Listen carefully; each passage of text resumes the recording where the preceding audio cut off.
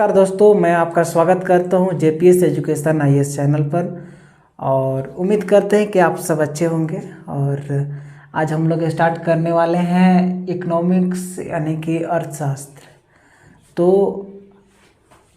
अर्थशास्त्र स्टार्ट करने से पूर्व मैं आपको जानकारी के लिए बता दूं कि हम अब स्टार्ट किए हैं और डेली आपके लिए प्रत्येक दिन कुछ न कुछ आपको मिलते रहेगा। इकोनॉमिक्स का डेली एक मतलब पूरा कंप्लीट क्लास मिलेगा। इसमें जीडीपी वगैरह, पीपीपी, बहुत सारा चीज़ इसमें बताएंगे। धीरे धीरे आगे जाकर इकोनॉमिक्स में कैसे क्या होता है टोटल समझते हैं। ठीक है, तो चलिए आते हैं हम लोग बोर्ड की ओर और देखते हैं कि अच्छा, सबसे पहली बात एक बात बताना चाहिए मुझे, इकोनॉमिक्स किसे कहते हैं, इकोनॉमिक्स है क्या। तो आपने अभी तक सुना होगा, बहुतों लोगों ने आपको बताया होगा कि अर्थशास्त्र धन के विज्ञान को कहते हैं। That's wrong. धन के विज्ञान को नहीं कहते हैं। वास्तव में आप देखते हैं तो अर्थशास्त्र वह विज्ञान है जो हमें यह बतलाता है कि हम धन का उपयोग कैसे करें। ठीक है, तो इसे हम अर्थशास्त्र कहते हैं। ठीक है, अच्छा, अर्थशास्त्र में मतलब आय का साधन होगा। हम लोग धन कहीं से लेते होंगे और कहीं से 2 रुपया आएगा, कहीं से 4 रुपया आएगा, कहीं से 5 रुपया आएगा, कहीं से 25 रुपया। कोई लूटपाट का नेता लोग तो ज़्यादा लूटपाट करता है ना जी ये लोग तो लूटे पाट करने में लगा रहता है, कहने से खसोटना है, किसको बेवकूफ़ बनाना है। कुछ दलाल लोग होता है, वो बेवकूफ़ बना कमाता है, तो उन लोग का भी कोई ना कोई आय का साधन होता है। राइट, तो अर्थशास्त्र में भी ऐसा ही आय का साधन होता है, जिसमें आय के साधन को क्षेत्रफ में बांटा गया है। ठीक है, क्षेत्रफ कहा गया है ना। तो क्षेत्रफ क्या है, तो अर्थव्यवस्था में आय के माध्यम को, जिन जिन माध्यमों से आय आता है उसे क्षेत्रफ कहते हैं। ठीक है, आय के माध्यम को, अर्थव्यवस्था में आय के माध्यम को क्षेत्रफ कहते हैं। तो आइए दोस्तों, अब हम आगे देखते हैं क्षेत्रफ को किन किन भाग। यहाँ पर मैंने लिख दिया, पहले से इसको लिख दिया था ताकि इजी हो जाए समझने में, है ना। अच्छा, इससे पहले एक चीज़ मैंने बताया नहीं था, आपको बता रहा हूँ। अर्थशास्त्र के जनक किसे कहते हैं, ये बहुत ही इम्पोर्टेंट है, एग्जाम में आता है। तो अर्थशास्त्र के जनक पूछता है कि अर्थशास्त्र के जनक किसे कहते हैं, तो एडम स्मिथ को कहते हैं। ठीक है, और हमें ये क्वेश्चन पूछेगा कि भारतीय अर्थशास्त्र के जनक किसे कहते हैं, तो विश्वेश्वरैया जी को कहते हैं। देखिए, संपूर्ण अर्थशास्त्र के जनक अगर किसी को कहा जाए तो वो एडम स्मिथ है, लेकिन केवल हमारे प्यारा सा दुलारा सा भारत का भारतीय अर्थशास्त्र के जनक पूछता है तो विश्वेश्वरैया जी हैं। ठीक है, तो क्षेत्रफ 3 भागों में बांटा गया है, स्वभाव के आधार पर, शर्त के आधार पर और स्वामित्व के आधार पर। तो स्वभाव यानी कि नेचर, इसके आधार पर 3 भागों में बांटा गया है। कौन कौन सा, प्राइमरी सेक्टर, सेकेंडरी सेक्टर और टर्शियरी सेक्टर, यानी कि प्राथमिक क्षेत्रफ, द्वितीयक क्षेत्रफ और तृतीयक क्षेत्रफ। ये नेचर यानी कि स्वभाव के आधार पर बांटा गया। दूसरा, शर्त के आधार पर भी 2 भागों में बांटा गया है। कौन कौन सा है, आइए देखते हैं। तो कौन कौन सा है, संगठित क्षेत्रफ और असंगठित, यानी कि ऑर्गेनाइज सेक्टर और अनऑर्गेनाइज सेक्टर। राइट, इधर हो गया स्वामित्व के आधार पर। यहाँ देखिए, स्वामित्व के आधार पर 2 भागों में बांटा गया, सार्वजनिक क्षेत्रफ और निजी सेक्टर, मतलब प्राइवेट सेक्टर और ये पब्लिक। सार्वजनिक मतलब पब्लिक सेक्टर, इंग्लिश वाले जो लोग होंगे समझेंगे, इसको बोलते हैं पब्लिक सेक्टर। और ये हो गया निजी क्षेत्र, को बोलते हैं प्राइवेट सेक्टर। तो इतने आधार से इसको बांटा गया है। तो आइए अब हम लोग एक एक करके समझते हैं कि प्राइमरी सेक्टर किसे कहते हैं, सेकेंडरी सेक्टर किसे कहते हैं, टर्शियरी सेक्टर किसे कहते हैं। देखिए, स्वभाव के आधार पर यानी कि नेचर के आधार पर 3 भागों में बांटा गया था, जिसमें से एक प्राथमिक सेक्टर है यानी कि प्राइमरी सेक्टर। तो प्राइमरी सेक्टर में क्या है, तो प्राइमरी सेक्टर है क्या, जब आय का स्रोत सीधा सीधा, इसको समझना बहुत आसान है कि जब सीधा सीधा प्राइमरी सेक्टर मतलब आय का जो स्रोत है सीधा प्रकृति से जुड़ा हुआ है ना।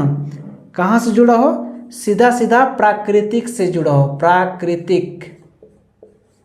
प्राकृतिक से जुड़ा हो, सीधा सीधा आय का स्रोत। इसमें आय का स्रोत सीधा प्राकृतिक से जुड़ा हो तो उसको प्राइमरी सेक्टर में गिनते हैं। जैसे सीधा सीधा प्रकृति से क्या जुड़ा है? जैसे खनन, कोयला खनन, बॉक्साइट खनन। दूसरा मछली पालन, मुर्गी पालन, कुक्कड़ पालन, है ना। शहरी वाला देहाती कुत्ता लोग पालता है वो कुक्कड़ पालन, ठीक है। और जितना भी मछली पालन हो, कुक्कड़ पालन, ये सब कहाँ आएगा? प्राइमरी सेक्टर में आ जाएगा, ठीक है। पशुपालन, कृषि, मत्स्य पालन, है ना। और फिर आपका खनन, कोई भी खनन हो वो प्राइमरी सेक्टर में आता है। तो हम समझते हैं कि प्राइमरी सेक्टर आपको समझ चुके होंगे कि प्राइमरी सेक्टर क्या है। चलिए नेक्स्ट समझते हैं कि सेकेंडरी सेक्टर यानी कि द्वितीयक क्षेत्र किसे कहते हैं।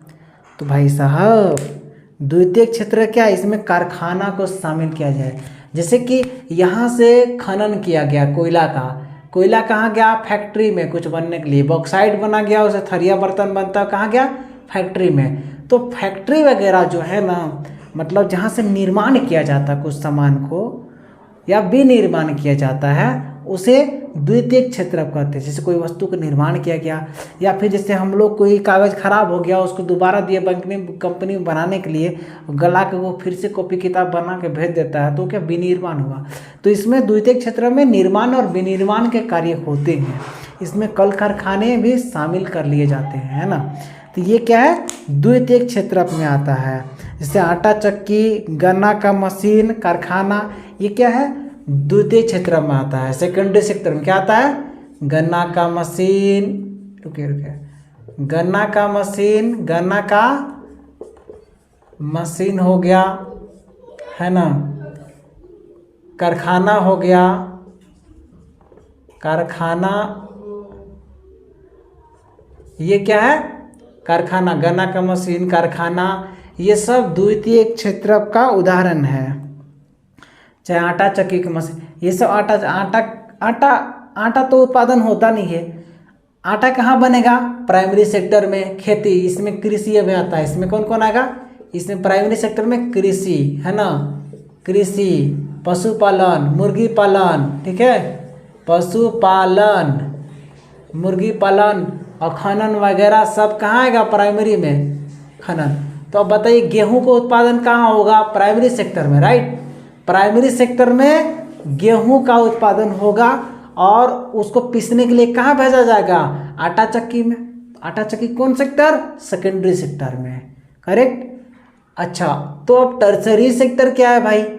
टर्सरी मतलब तृतीयक क्षेत्र। तृतीयक क्षेत्र किसे कहते हैं? तो तृतीयक क्षेत्र यानी कि सेवा क्षेत्र। इसमें सेवा क्षेत्र को तृतीयक क्षेत्र कहते हैं। जैसे नौकरी हो गया, नौकरी जितना भी नौकरी है, सारा नौकरी है कहाँ आएगा? तृतीय क्षेत्र पे। आप नौकरी कर रहे हैं, आपके पिताजी नौकरी कर रहे हैं, वो तृतीय क्षेत्र में चला जाएगा। अगर कोई कंपनी जैसे रिलायंस कंपनी पूरे मार्केट में फैला हुआ है, ये पूरा सेलिंग का काम करता है, मोबाइल बेच रहा है, मार्केट में बेच रहा है, तो वो क्या है? सेलिंग जो कर रहा है, सेवा दे रहा है, वो टर्सरी सेक्टर में। अच्छा चलिए, वाहन वगैरह, अगर प्राथमिक में कोई चीज़ उत्पादन हुआ तो इसके लिए कुछ चाहिए ना पहुंचाने के लिए, अपने आप सेकेंडरी सेक्टर में चला आएगा, अपने आप टर्सरी में आएगा नहीं, तो उसके लिए भी सेवा सेक्टर चाहिए। तो सेवा सेक्टर में से गाड़ी, वाहन प्राइमरी में भी आपका ये मदद करता है। प्राइमरी और सेकेंडरी को और टर्सरी तीनों, प्राइमरी और सेकेंडरी दोनों को ये मदद करता है। वाहन जो सेवा होता है, सेवा, वो सेवा क्षेत्र आप बोल सकते हैं उसको। वाहन जैसे हो गया, तो वाहन से सामान लेके आया सेकेंडरी में, यहाँ से गया टर्सरी में, तो कार वगैरह जो ट्रैक्टर वगैरह सारा क्या है? टर्सरी सेक्टर में आएगा। ये सब सेवा क्षेत्र में जाएगा, तो ये टर्सरी में जाएगा। नेताजी लोग कौन सेक्टर में? ये लोग भी सेवा सेक्टर में आते हैं, सेवा करते हैं जनता की, तो ये टर्सरी सेक्टर में चले जाएंगे, ठीक है। दूसरा, हॉस्पिटल वगैरह का कौन सा सेक्टर में जाएगा भाई? हॉस्पिटल, है ना। देखिए हॉस्पिटल टर्सरी सेक्टर में। स्कूल कौन सेक्टर में जाएगा भाई? स्कूल भी टर्सरी सेक्टर में चला जाएगा। बैंक कौन सेक्टर में आएगा? ये भी टर्सरी सेक्टर में है, ठीक है। अच्छा, रेलवे का जो सेवा कर रहा है वो कहाँ जाएगा? तो वो रेलवे में जो सेवा हो रहा है वो भी सेवा मतलब टर्सरी सेक्टर। अगर एजुकेशन, कोई टीचर पढ़ा रहा है शिक्षा, तो शिक्षा कौन सेक्टर में आएगा? टर्सरी सेक्टर में आएगा। अच्छा, बुक जहाँ बन रहा है, छप रहा है, बुक का निर्माण हो रहा है, तो वो सेकेंडरी सेक्टर। लेकिन हम बुक जहाँ सेलिंग हो रहा है वो टर्सरी सेक्टर। बड़ा बड़ा दुकानें जो बेच रही है वो क्या टर्सरी सेक्टर। मार्केट में पापा जी का दुकान है, टर्सरी सेक्टर। छोटा हो या बड़ा हो वो टर्सरी सेक्टर में चला जाएगा, मतलब तृतीय क्षेत्र में चला जाएगा, ठीक है। कोचिंग हो गया, है ना, ये भी कहाँ आ जाएगा? कोचिंग वगैरह, नौकरी वगैरह, नौकरी, है ना, नौकरी यानी कि जॉब, ये सब टर्सरी सेक्टर में चला जाएगा, ठीक है। तो प्राइमरी, सेकेंडरी और टर्सरी का आप समझ चुके होंगे। प्राइमरी आय का स्रोत अगर सीधा सीधा प्रकृति से जुड़ा हो तो उसे प्राइमरी सेक्टर के नाम से जाना जाता है, ठीक है। और प्राइमरी में जो चीज वस्तु का मतलब उत्पादित हुआ हो, चाहे खनन करके हम निकाले, चाहे कृषि करके करें, और वो सेकेंडरी में आके उसका निर्माण हो रहा है, सेकेंडरी में आएगा तो वो दूसरा कंपनी में चला गया, यहाँ से उत्पादित हुआ और कंपनी में चला गया, उत्पादन हुआ यहाँ से और कंपनी में निर्माण के लिए चला गया, कुछ मॉडिफाई करने के लिए, तो वो सेकेंडरी सेक्टर। और यहाँ से जब बेचने के लिए मार्केट में आ गया तो टर्सरी सेक्टर में। तो इस तरह से तीनों को लगाव है। तो प्राइमरी, सेकेंडरी, टर्सरी आप समझ गए होंगे। तो आगे हम दो बच गया है जिसको आगे भी समझाएंगे, चलिए समझते हैं। तो देखिए, अब हम लोग सीख जानते हैं जो शर्त के आधार पर दो भागों में बांटा गया था सेक्टर को, वो कौन सा है? एक संगठित क्षेत्र यानी कि ऑर्गेनाइज सेक्टर, और असंगठित क्षेत्र यानी कि अनऑर्गेनाइज सेक्टर, ठीक है। तो संगठित क्षेत्र क्या है? इसमें जब नौकरी, समय, शर्त और सैलरी तीनों चीज अगर इसमें फिक्स हो, है ना, तो उसके संगठित क्षेत्र बोलते हैं। और यदि उसमें जॉब का आय, समय यानी कि सैलरी, समय और जॉब फिक्स ना हो तो उसे असंगठित क्षेत्र कहते हैं। अच्छा, संगठित क्षेत्र में क्या है? जैसे छोटी मोटी कंपनियां हो गया, वो किस में आएगा? और छोटी मोटी कंपनी हो गया, दुकानें हो गई छोटा मोटा, ये सब किस में चला जाएगा? असंगठित क्षेत्र में। छोटा दुकान जो फिक्स ना हो, छोटा दुकान, है ना, छोटा मोटा कंपनी, छोटी कंपनियां,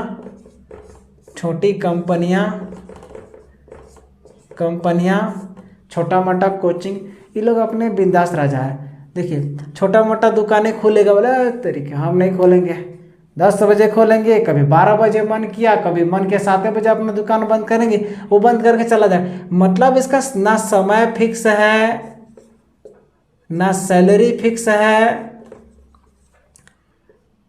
और ना ही जॉब फिक्स है। इसमें अगर आप जॉब करते हैं कब निकाल देगा कोई भरोसा नहीं, सैलरी भी फिक्स नहीं है, इसका टाइम भी फिक्स नहीं है, कुछ भी फिक्स नहीं है, तो ये असंगठित क्षेत्र में चला जाएगा। और संगठित में क्या है? जैसे इसमें सरकारी नौकरी अगर ले लेंगे हम तो संगठित क्षेत्र हो गया। जैसे संगठित क्षेत्र का सबसे बड़ा उदाहरण अगर हम सरकारी में ले तो रेलवे जो है संगठित क्षेत्र का एक उदाहरण हो सकता है, ठीक है।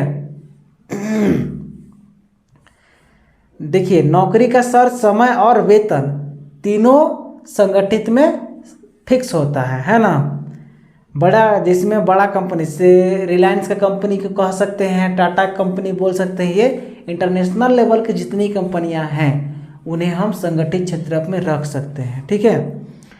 और असंगठित क्षेत्र में क्या होता है? इसमें नौकरी का समय अनिश्चित होता है ना, कब निकाल देगा इसमें चंदू बाबा लोग, कोई भरोसा नहीं है ना। तो इसे असंगठित क्षेत्र बोलते हैं। तो मैं समझता हूँ कि आप लोग समझ चुके होंगे। अच्छा, असंगठित में एक चीज़ और आएगा, कृषि वगैरह हो गया ना, वो क्या है, असंगठित है। अब किसान को कब जाना है हल जोतने खेत में, वो फिक्स थोड़ी है। अब बेचारा लोग को कब लॉस हो जाएगा वो भी फिक्स नहीं है, कितना नुकसान हो जाएगा, आपात घटना हो गया, तो ये असंगठित क्षेत्र में चला जाएगा। चलिए ये देखते हैं आप। अब है कि स्वामित्व के आधार पर दो भागों में बांटा गया है, एक निजी क्षेत्र और एक सार्वजनिक क्षेत्र, यानी कि प्राइवेट सेक्टर और पब्लिक सेक्टर। निजी क्षेत्र क्या है, प्राइवेट सेक्टर, जैसे कि इसमें सरकार की कोई भागीदारी नहीं होता, निजी व्यक्ति का हाथ होता है इसमें। ऑनरशिपिंग किसका होता है, निजी व्यक्ति का होता है, उसको पब्लिक सेक्टर यानी कि प्राइवेट सेक्टर बोलते हैं। ठीक है, इसको प्राइवेट सेक्टर बोलते हैं, जिसमें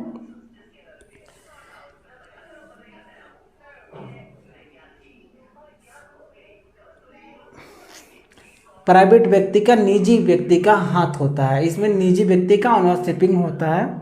जैसे रिलायंस कंपनी एक निजी व्यक्ति का है, वो कौन सा सेक्टर हो गया, प्राइवेट सेक्टर हो गया। अगर मैं कोई कंपनी खोल दूँ वो कौन सा सेक्टर में चला जाएगा, प्राइवेट सेक्टर यानी कि निजी क्षेत्र में चला जाएगा, है ना। कृषि दुकान वगैरह क्या है, ये तो अपना प्राइवेट सेक्टर है ना। तो चलिए अब सार्वजनिक में क्या, इसमें पूरी तरह से सरकार का हाथ होता है। ठीक है, सार्वजनिक क्षेत्र में पूरा सरकार का अधिकार होता है, सार्वजनिक में सबका हक होता है। रेलवे हो गया, इसमें जॉब सभी कर सकते हैं अपना क्वालिटी दिखाकर, है कि नहीं। रेलवे और जो है सार्वजनिक क्षेत्र में आएगा। तो चलिए, प्राइवेट सेक्टर वह सेक्टर है जिसमें प्राइवेट यानी कि निजी व्यक्ति का संपूर्ण अधिकार होता है ना। उसको सभी क्षेत्रों पर निजी व्यक्ति का हाथ रहता है, इसे पब्लिक या प्राइवेट सेक्टर कहते हैं। और इसका जो उद्देश्य होता है केवल पैसा कमाना, इसका उद्देश्य सेवा देना होता है सार्वजनिक का। तो चलिए समझ में आ गया होगा, स्वामित्व के आधार पर दो भागों में निजी और सार्वजनिक। निजी में एक प्राइवेट व्यक्ति का हाथ होता है, इसका जैसे अपना मेरा कंपनी हो गया, हम पैसा कमाने के लिए खोले अपना कंपनी।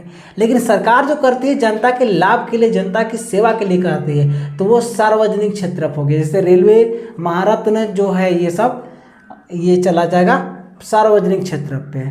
तो चलिए अब मैं आपको तीनों क्षेत्र के बारे में बता दिया हूँ, अगला आप नेक्स्ट दिन आप नेक्स्ट वीडियो पे आएंगे। चलिए, अगर आपको वीडियो पसंद आया होगा तो कृपया लाइक, शेयर और चैनल पर अगर आप नए होंगे तो चैनल को सब्सक्राइब जरूर कर दीजिएगा,